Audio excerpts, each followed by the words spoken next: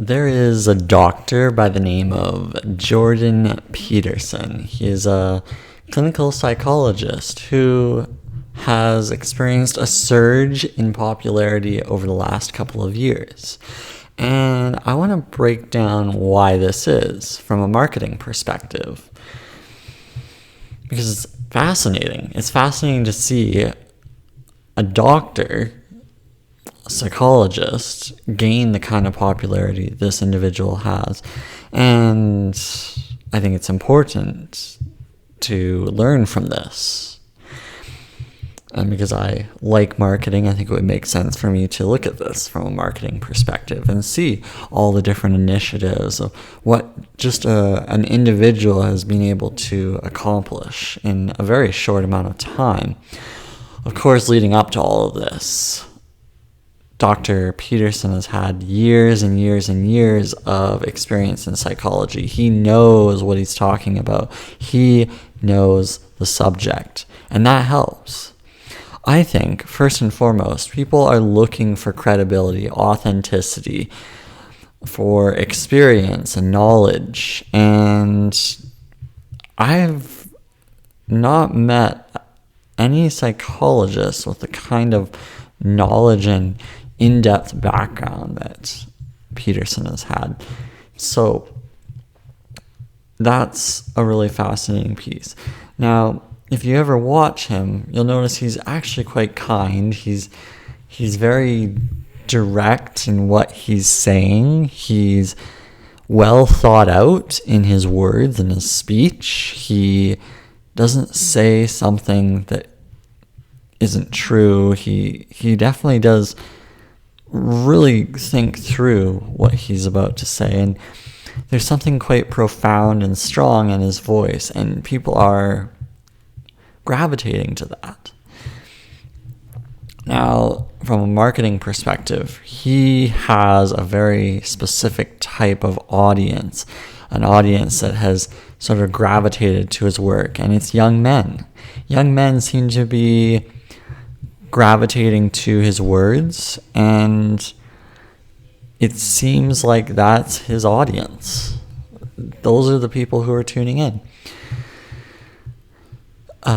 Peterson landed on the map a couple of years ago from an incident, an outcry about some sort of bill about changing the language in Canada. And he was against that. So he caused a bit of a stir because of his controversial stance on changing language. And that's fine that he took a stance. But of course, he rose in popularity because of it. You see, people started tuning in and wondering, hey, well, who's this guy who's creating such a stir among the opposition? I suppose you could call this the opposition. So that drove up his audience. You see, he was already putting out videos on YouTube well before this was happening. So he was sharing his lectures because he's teaching. He's actually a professor as well, and he was recording his lectures. So he had been putting out videos on YouTube for a while, but he had a base of all of these videos. So at the point when things caught on fire, people had somewhere to go to check him out, to listen to his words of wisdom. And boy, did he have lots to talk about content-wise. So people had something to tune into. There was already content there, something to check out. And he also had a book. He had a book that he had created to show further credibility. And then in the last couple of years, he released another book to just add more and more credibility to his profile. So how did it go even further? So beyond this outrage, Jordan Peterson started looking at communities to speak at, communities to be in front of, to share his thoughts and share his views on the psychology of today, of what people are going through. And he didn't just go to the most popular communities. No, he actually started doing interviews among communities that you wouldn't think a professor, a psychologist would go to. Very unique communities. And these communities helped push his words forward. They latched on to what he was all about.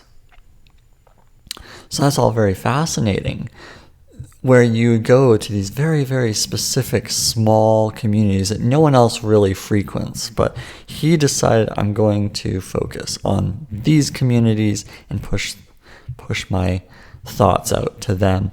And that helped create a bit of a further push beyond the outrage. So it was a very good strategic play, because if you can use your audience and your fans to help spread the word, and if you're saying something powerful and meaningful, then that even goes a step further. And of course, what he was saying really resonated with the struggles of young men. So naturally, they started sharing the content. Also, they would take clips of interviews and edit them and reshare them, and a lot of his words of wisdom were cut down into little clips and shared again. So the content caught on fire. I mean, of course it did. So that's a very unique marketing approach. You see, maybe a lot of people wouldn't go to these different communities and talk. No, a lot of people would shy away from it. But Peterson decided, I'm going to go to these communities that others maybe neglect and talk about my stances on the world and society. And because of that, he had a unique edge. He wasn't aiming for this mainstream audience where it's very difficult to cut through the noise. So we can learn a few things about perhaps niche marketing, grassroots, very specific types of marketing strategies, because that could just be enough, right? All it takes is a few people to share your content, and then boom, things kind of catch on fire. Now, he's also got, he had a Patreon so people could donate if people enjoyed his content. He did a lot of podcast interviews, if you listen to him, it's really refreshing to listen to somebody for that many hours. But he would go on and do 2-3 hour interviews, not a problem at all, and speak long form about different topics and issues. And that kind of accessibility just added more fuel to the fire. Because how many psychologists give you that much time? You'd be lucky to get an hour out of a psychologist. But to get that much time out of a psychologist and intimate conversations about topics that really do resonate, that's intriguing. And then he did live events. So he went out and did these speaking seminars. And once again, a psychologist doing these events, these public forums, it just seemed unheard of. From an intellect standpoint, you don't see intellects selling out theaters. Well, he was. And it was all because of this online buzz that he created. And that's the power of marketing, is being able to sort of start a conversation around things you believe in, right? And that's exactly what he's done. Now he has other social media accounts other than YouTube. He's got Twitter, where he's having some conversations, and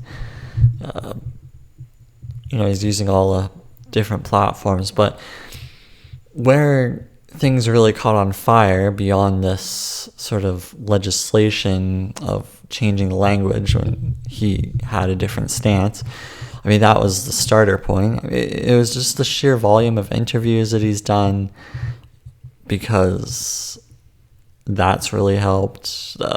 Small communities he's been a part of. He's just gone to places where others maybe haven't, and that has helped. Using the current modern media to get the words across, and doing it in a very unique way. Doing these live events, being further and further accessible, right? It helps that he's just a genuinely nice individual, and that, well, people are happy to share his opinions. The controversy definitely has helped in terms of the marketing. But what has really helped is the fact that he's true to himself, and that he speaks his mind, and that he's really helping a lot of people. He's giving a lot of meaning to people. He's really helping in that aspect. And this is exactly what I think people could learn from, is that what you provide to the world hopefully will help somebody. Because that's going to help you grow your platform.